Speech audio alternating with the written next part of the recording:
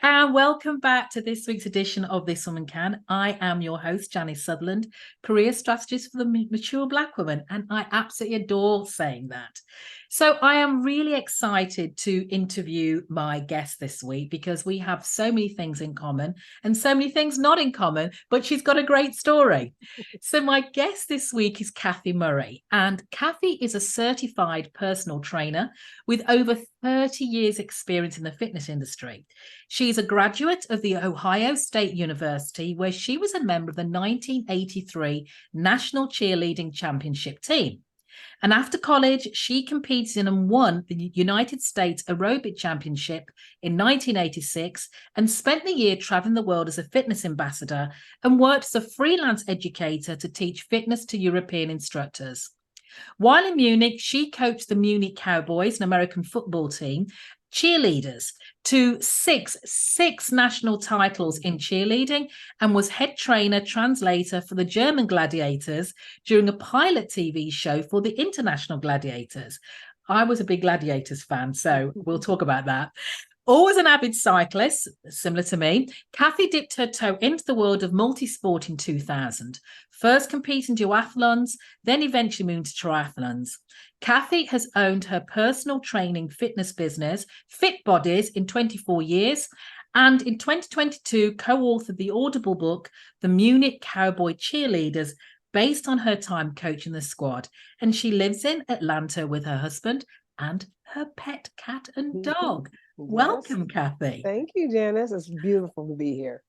Fabulous. So, as I said, we have so many things in common and so many things not in common, so so let me start, Kathy. I gave a very potted history of where you are, but you've been in the fitness industry for such a long time.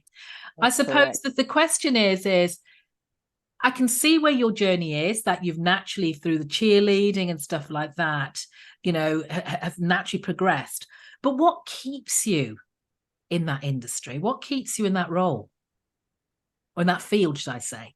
I always say I have the best job in the world because I improve people's quality of life. Yeah. I have clients from probably my youngest is in the 40s and my oldest is in the 80s. So I have the gamut, and I love when my clients come to me and they say, I'm off my medication, or my doctor was happy at this, or I'm a goal girl. So I'm always saying, let's walk a 5K. There's a big 10K here in Atlanta. Yes. It's on July 4th. So some people haven't even walked a mile, and this is 6 miles. And I said, let's do the training plan. Let's do it. So just that setting the goal and completing it is great. My 70-year-old, I've been training her for over 10 years. Wow. And her biggest thing was, I can now pull my groceries out of the car by myself, because they give you tons of bags. And I can carry them myself. I don't have to have my husband carry them, and I can actually lift them up and put them on the counter. So just people's independent and functional living, and them just becoming fitter and happier and healthier is why I stay in it. Love that. And I love the goals. I too. I love goals. I call myself a glory girl because I love the recognition. I love the reward. And as like you say, I set myself, I've switched from running to walking to cycling. And I always competed in the UK. I always competed when I lived in the UK. There was always lots of 5Ks, 10Ks, marathons to participate in. I even did New York. That was one of my bucket lists. And here, there's not so many, being a small island, living on a small island, but we did have a 10K, 10K last week. And I did it with my Nordic sticks, my Nordic walking sticks. Great. So I was feeling very proud of myself. That was a goal for me. That's very good great. Goal for me. Fabulous. So Kathy, throughout your career, as I said, you've had some great accolades, you've done some fantastic things. But what has been I suppose within that, there's still been changes. So what has been your greatest career change within what you've been doing? My greatest career change.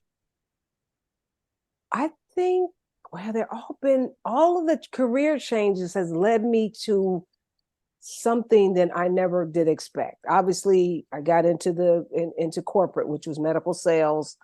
which led me to well, I was obviously in fitness, and then left corporate, and then moved to Europe, and then that helped me become an entrepreneur. That's where I started my fitness business. Right. That's how I started my So I personal didn't training even know business. about the corporate piece. Yes. So okay. So before the fitness, Yeah. you get your degree and you're ready to use that degree. And mine was in biomedical communication. So I had a medical background where I had to go through all the gross anatomy classes and pathology. So I had a medical side, but then also with the communication side. Right. So I knew coming out of college, I was not a desk sitter. My other friends were like, I'm working at the United Way or the Red Cross, and it was desk sitting, and I thought there's no way. So medical sales was great for me because I could go and visit different hospitals and doctors. So yes, I was in corporate for 5 years. Until I became disillusioned with that and wanted to pursue fitness. And that's when I took the job in Europe. Fabulous. To fitness. Okay. And then I started my personal training business there. I was doing the coaching. So those career changes took me, if I didn't do those, then I wouldn't have been able to write a story about the career change to go to fitness and the coaching, which led me to be an author. So they all kind of aligned the way the universe does sometimes. So and I love that. And we were just talking off air about parents and things like that. So, but how did you, I'm trying to phrase this right. You went to college, you did all the college things, you got your degree, made your parents very happy. My daughter's got a great job, steady job. She's doing really, really well. How did you have that conversation about, look, it's not working for me right now? That was a tough one because they do, hey, we put you through college, and you're in, not only you're in a great job, you're working for a Fortune 500 company, you have the car, you have the stock option plans. We've done great. And then I'm like, I'm unhappy. So that was, I had received the contract to go over to Europe. It was like a 6-month contract at the time.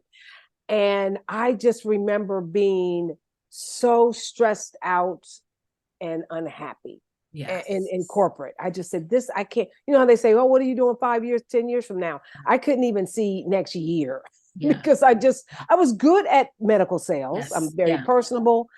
And when I got the job, I thought, I'm going to go and figure it out.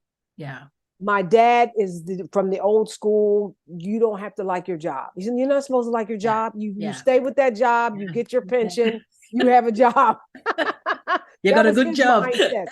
And my mother was like, well, okay, what's 6 months for her to figure it out? I said, I'm working. It wasn't like I was going and backpacking around Europe. I had a job, but they gave me an apartment with it. So I was working. And so I thought, okay, why not go and figure? I had a safety net. I could always go back to medical sales. So I think that's kind of how it went. That makes sense. And I say that because I think the conversation as Black women, I often tell people that we are almost like the reward, the trophies for our parents, because they worked really hard to put us through college, to do this. They sacrificed. So we give them bragging rights when they can say, look, my daughter, my son has this big job. They do this, they do that. I did this type of thing. Right, exactly. Pat yourself on the back. Yeah, but what do you mean she's going to give it all? Yes, you're going to do what? And you're going where? Germany? You don't know the language. You don't know. You're going to Europe and you're going so far away, but we don't know. You have those stereotypes or vision. So yes, I had the conversation like, you know what? I'm miserable. I really want to go. This is something I'm passionate about. They're paying me for something I love. Fabulous. So yes, it's a win-win. Yes, it's a win-win. As you said, you had a fallback. So, but looking at that, are there any areas of what you learned from the corporate world that you took with you to the new role, the new career? There are transferable skills, say. Definitely with the entrepreneurship, getting, contracts and, figuring out what your game plan is and your strategy is for your new business. Yeah. At the time, I wasn't in gyms. I think I was going to people's houses at the time. So that also, I know when I started coaching the cheerleaders, we had mantras for all our championships. Right. One was team. Together each achieves more. Yeah. So we carried that. You're only as strong as your weakest link. Yeah. And it was so awesome when I reunited with my girls for the book. And they were 15 to 20 at the time when I was coaching them. Okay. And now they're, grown women and professionals and wives and mothers. And they said, I use that with my team and my business. I still use your mantras, or I tell my kid, hey, when they're trying out for a sport, you got to work a little harder. So that just totally blew me away on trying to take those things from corporate and then giving it to them. And then all these years later, they still remember. So that was just very, very cool. So let me see if I get this right. So the 6-month role you took, was that for the coach, the cheerleading? No. The 6 months was just because I was a aerobic champion. They needed they had certification programs in Europe. Right. And Americans were way ahead of them. So they were hiring Americans to come over to teach anatomy, musical cueing, everything about the fitness aerobic industry at that time. They were bringing Americans over. So that's how I got there. And I was doing the big conventions on the weekend and the classes in the studios there in Munich. So I'm still trying to piece this together. So bear with me. Okay. So you had your corporate role, but the fitness was like a side thing? Yes, because once I got out of college, before I got into my corporate, that between graduating from college and my first medical sales job, I was doing the crystal light. I was doing the aerobic thing. Right. So then once I got into corporate, I still was teaching group fitness. Okay. Part-time, in the evenings after work. So I still kept my foot in fitness that whole time, even though I was in medical sales, which to me was great because I had a 3-state territory and I love to work out. So instead of paying for the gyms, I would call them and say, hey, I'm coming to town. Can I teach a class? And they were like, of course, you're this champion. And they would give me a class and then they would let me work out for the whole week for free. Yeah, look at that. So exactly. So that's when I was still doing corporate. I was still doing fitness. Yeah. So it's a great example, I suppose, of taking your side hustle. Yes. And actually making it, full-time career. That's correct. So how did that transition into the Munich Cowboys? I was teaching one evening and I come out of the class and one of my students said, hey, there's somebody here to speak to you. And of course she couldn't speak any English. My German was coming along. And she said, she's the manager for the cheerleaders here. And I was like, they have cheerleaders here? She said, yes. And they said that there's American football. They cheer in English, but they're German. Yeah. And would I be in? She had heard, I don't know how she heard I was a champion in college. Yeah. And would I be interested in, at that time, she didn't offer me the coaching jobs. I wanted to see what they look like. Yes. Yeah. Would I come to practice? Yes. Would I come to the practice? So I went to the practice and, I watched the girls. They had, their cheers and things. So they were cheering for the football team.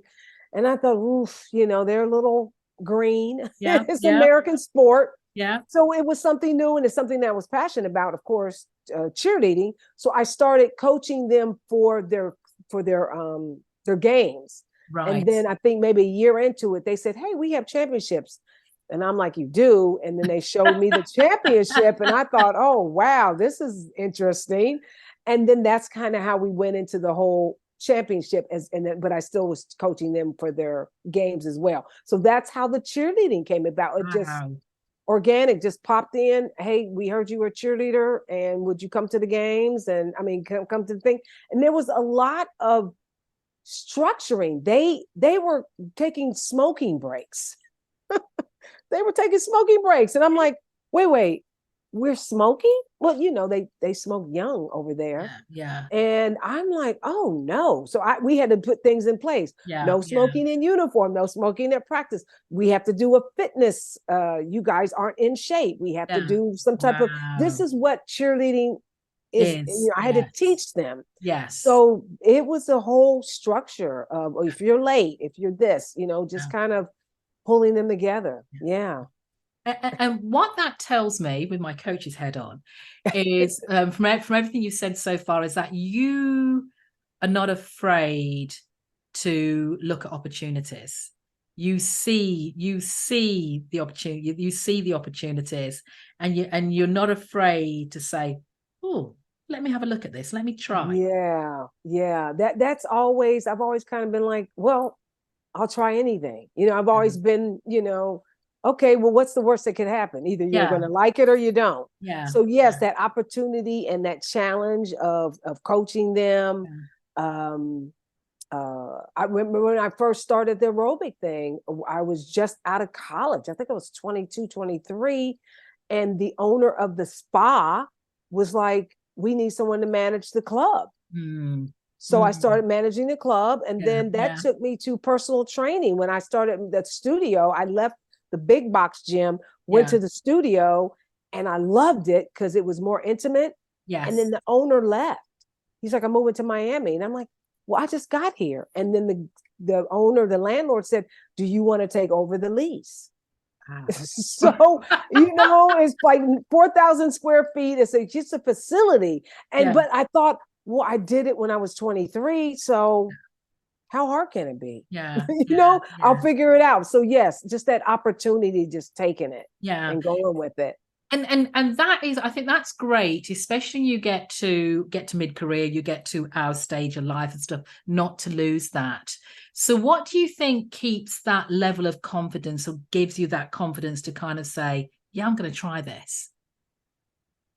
I think at this stage in life, it is, I think the excitement of doing something new, the confidence more is prayer, is you have me where I need to be. Sometimes where I want to be here, but you have me where I need to be right now, even though I want this. So I'm going to trust you to work it out. So I'm going to go use my personality like that I have. That's like, okay, I'm going to jump in and make it work.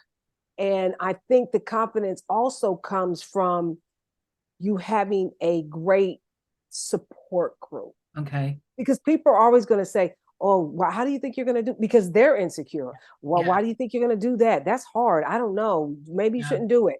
Where you have to surround yourself with, your sister circle or your friends that are saying, oh, I have a little doubt. What do you think?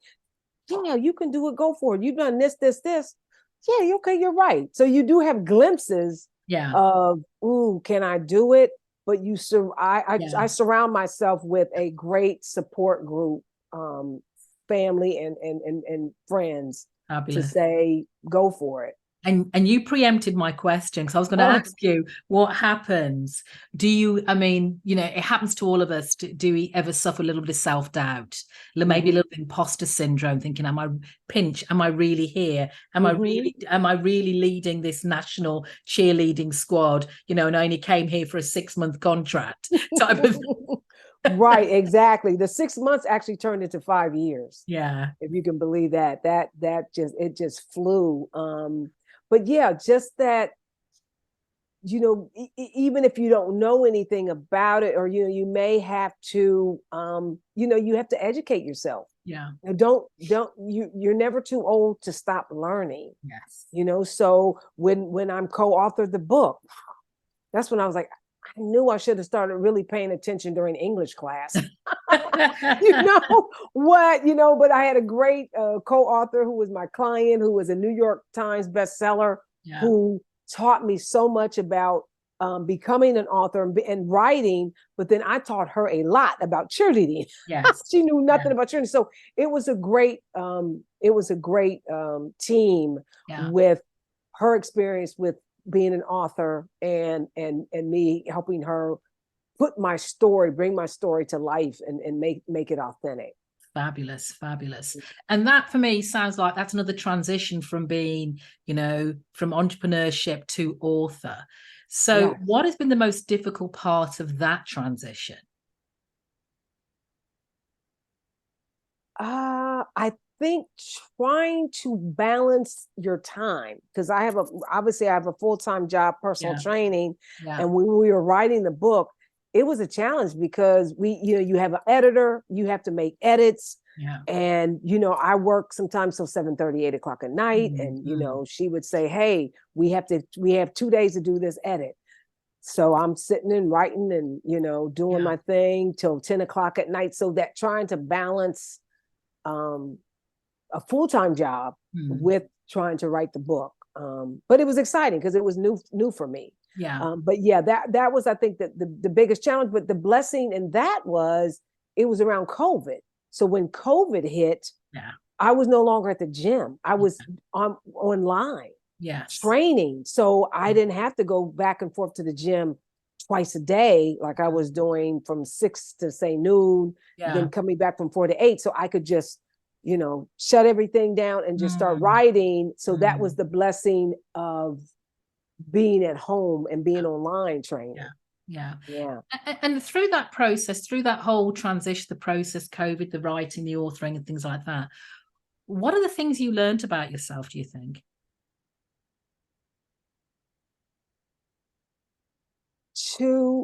I think a couple of things. One is when you get a lot put on you, you realize you're stronger than you think.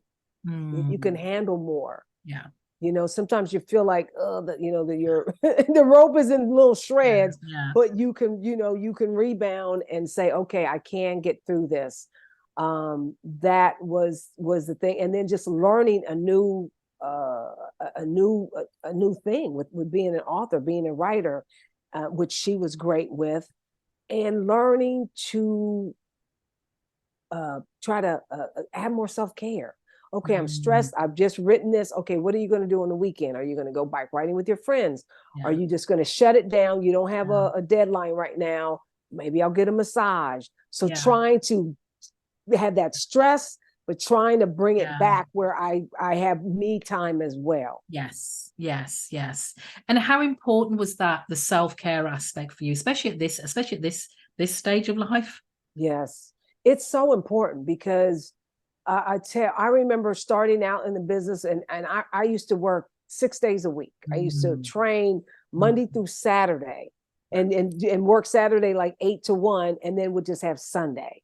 And I remember when I said, why am I doing this? Regarding why am I working 6 days a week? Take the weekend off. Even if your Monday through Friday is hectic, you'll have those two. So giving yourself permission to say, they'll be okay. Your clients will be okay if you're not training them on Saturday, because you really don't have a break, because Sunday's catching up, and how fast is one day, and then you're right back in. So I think as we get older, it's not you when you're younger, my younger self, you're always trying to make things happen. It's kind of the hamster on the wheel. And I think in midlife, I'm learning movement doesn't mean progress. Wow. It's like running on the treadmill and you're exertion, but where are you going? You're staying in place. So in our 20s, we try to make it happen, and we're trying to keep up with other people. Oh, well, she's doing that, or she's doing I feel that kind of goes out the window. And you do you. You do you. That's not for me. Okay, I'm good here. Yes. Fabulous. So what do you think, I suppose think of the right question here. Let's stop stammering, Mhm. Janice. So what has been your biggest career triumph, you think, looking back, Kathy? Oh, that's a Yeah, tough you've had so many. one. Yeah. And I feel at this stage of my life, I haven't reached a career triumph Wow. because, okay, yes, the entrepreneurship was great. Having a successful personal training business is great. The book has just been incredible. But now we're looking to shop the book and make it a production, maybe TV Yeah. or film. Yeah. So now I'm like, okay, well, what's next? And how do I get there? And I went on to a women's production summit of all the industry. It was right after Yeah. writer strike came out, and I met all these women directors and producers and actors, and I felt like I was drinking from a water hose at that thing, and I thought, wow, look at this look at this whole new world. Yes. And they just kind of just put their arms around me and was like, oh my gosh, your book is great. And have you tried this? You should do that. It's a great story. It should be told. It was like really excited me to go another level. Yeah. Yeah. So it's hard to say one career. Yes. I think all of those have led me to this time in my life, but I feel I can go higher. I can do something else. I mean, so let me ask the question then. What would be your definition of success at this stage? It's this stage, because it changed. I totally understand it changes. It totally changes. Mine has definitely changed. So what would be your definition of success then? I would think that if of all the career changes, the biggest one would probably be going into fitness, going to personal training. Okay. I think it's a quote, I think it's from Michelle Obama, that said, success isn't how much money you make, it's the difference you make in people's lives. So that's what I love about the fitness industry, and my clients always giving me positive feedback on how they feel, or this was a great goal to do, and I've done this and I didn't think I could do that, or we talked about the hip. Yes. Hey, I was down. I was on a cane once too. Yeah. And then I continued to, and then now I'm still racing. Yes. So trying to get them through, you can do this. This is what I did to help me go from a total hip replacement to being on a cane. And there were dark moments to, I got first place in one of my races this year. And that was going from this injury to this, then I actually tore my meniscus 3 months ago on my knee, but just always kind of still stick, which is another reason why I love swimming now, because I with some of these injuries, I've been able to, the swimming thing has been great. So that the personal training thing, the fitness has probably been the biggest triumph, the success as far as career. But you, I think where I'm getting with this question as well is that you've had that success, but it sounds like there's still more success. So what does that success look like or feel like? Well, now, because I have such a span of being in fitness from my 20s to now my 60s, I'm actually writing a second book on my journey on fitness. Okay. On, if I knew then what I know now, and how we make that transition. And because I always tease some of my elite triathletes and I'm like, you can't train like you're 20 anymore. This is, now you're 50. You need more rest. You need more recovery. So now that I've gone through it, let's not even talk about the whole hormonal thing.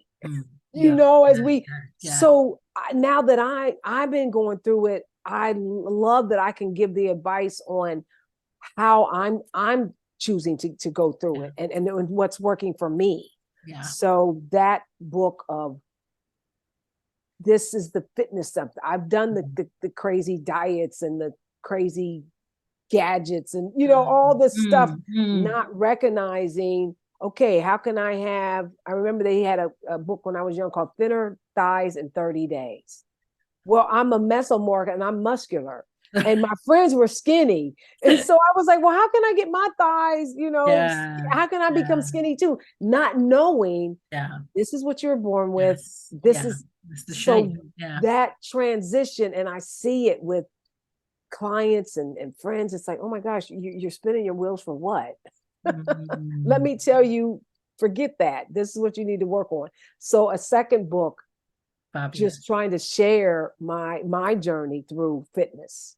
Fabulous, fabulous, fabulous. So before we go on to that second book, and I know we're going to be looking to wrap up, tell us about the Munich Cowboys book. Okay. Book. That's been so awesome, not only being an author, but being a novella, being an audible book. If you haven't, anyone out there, if you haven't experienced listening to an audio, isn't it like you're there? And everyone that listened were like, oh my gosh, I felt like I was right there, you know, and it's so great. We were able to interview the narrators for the book, because there's myself and another girl that's in the book. So that was a great experience. And I had to really go back and go through, you know, what I told my parents, what I went through with the racism in Germany, and all the adversities that I went through. But then also when the girls, that first championship, you know, what that felt like. So just and I had a recorder, and I just was going from, you know, chapter to chapter on how I felt and what went on in Germany, and learning a new language and learning a new culture. And that was, and then reconnecting with the girls and them saying, oh my gosh, you just don't know what you meant and how you affected our lives. And so that has just been so great, that is based upon a true story of resiliency and adversity. And, you know, what harder place in Germany. It was, you know, the people are beautiful, but they're very, they're not very warm and fuzzy. So to have that be my first experience overseas, but then also to be able to go to Italy and travel and teach in Austria and teach in, one of my clients went to Slovenia on vacation. And I said, oh, I've been there. And she was like, are you kidding me? I said, I taught a fitness convention in Slovenia. And she, you know, that kind of thing. And I was like, you know, in my 30s. So the book is the Munich Cowboys Cheerleaders. And it's based upon my true story of coaching these girls and making mediocre, you know, cheerleaders, and taking them to 6 national championships, 2 European champions. So just that drive and that goal to win a championship. Excellent. And that's available on Audible, as you said. Audible, correct. Yes. Excellent. Fantastic. Fantastic. So we're starting to wrap up. So last couple of questions, Kathy. Okay. You're a woman over 50. If you don't mind me saying that, I am too. I am too, and I'm very, very proud. Happy very proud about it. Very happy about it. I wonder if you could share for our listening audience, what's the joy in being over 50, and what do you enjoy most about it? I think, let's see, one is not really caring. You know, you get so caught up on what other people think. You're laughing. Isn't it true? When you're young, you're like, oh my gosh, what are they going to say? What are they thinking? You know, you get your feelings hurt. And over 50, you're like, I don't care. I don't care. You know, okay, so what? You weren't meant to be. I always, you know, I think the hardest thing as we get older is losing some of those friends that we had. And that's tough, because, you know, you and I always say a reason, a season, or a lifetime. Exactly. Yes. And it's like they weren't meant to be your friends forever. And it's still kind of a grieving thing, because that friend could have been with you for, I don't know, 30, 40 years. But when they're gone, you're like, okay, well, I still have this group here. So, you know, surrounding yourself with the friends, but also, not really caring what people think, really trying to where you are, whether self-care, mentally, taking a break. I need a day off. I need to go on vacation. I never took vacations when I was younger because it was like I was always afraid of missing something. Oh, I got to make sure I get enough money to pay my bills and that type of thing. So it's wonderful. So that would have been my last official question then. Okay. And if people want to connect with you or get to know more about what you do, Kathy, how can they do that? They can go to my website. It's a FIT hyphen bodies, BODIES.net. You can order the book there.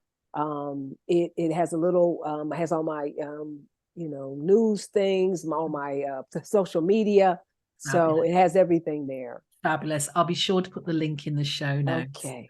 And Kathy, it was a joy. We could talk for more, but it's probably not another hour. Not for the podcast. Correct. We have this instant connection. I love it. Thank you so much for being my guest today. Thank you for having me. Thank you. It's been a pleasure.